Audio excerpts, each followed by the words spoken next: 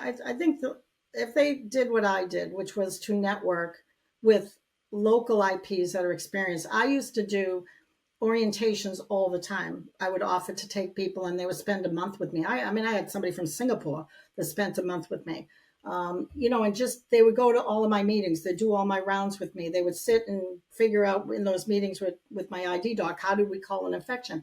They just were, glued to my side and became an IP for a month or so.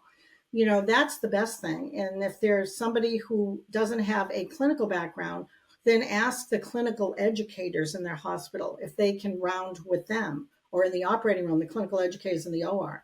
And could you set me up in an orientation program?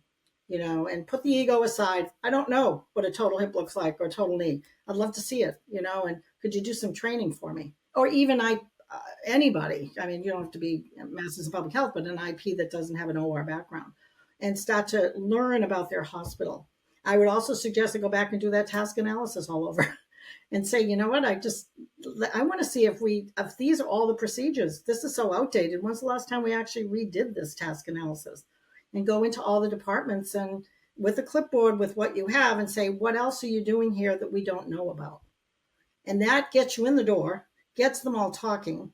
And, you talk to the director first or the manager, and then you go out and you observe. So you actually get a much better orientation of what goes on in these departments that is going to click in the back of your little library in case you have a problem. You're like, oh, I remember seeing such and such in that department. Let me see if that's causing an infection. So that's another one. But I really think it's that collaboration, making sure they're part of APIC chapters, going to the chapter meetings.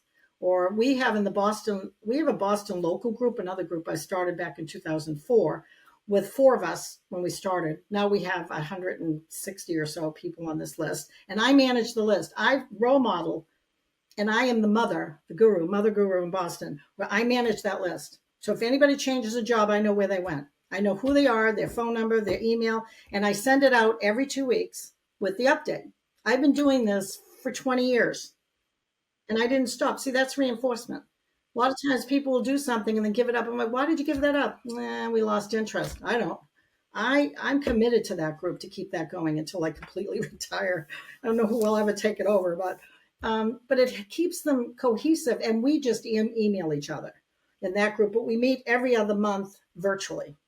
We're not part of it's not an APIC chapter. We have our APIC New England chapter and we go to that, but this is just it's mostly Boston or, the suburbs as well, but it's a great group because you get to hear things that are going on in the city that you wouldn't normally hear at an APIC chapter meeting, So that's something people could do, is set up a little local group of IPs that just talk to each other on an email and share information, when you need some help. But don't be shy about going out and asking for help. That's that fear I was talking about, dragon of fear. They'll know the imposter syndrome. Fake it till you make it. I mean, really, that's the way to get through this. But behind the scenes, if you're feeling like you're an imposter, get out there and try to do things that make you authentic, that you do know what that looks like or how to do that,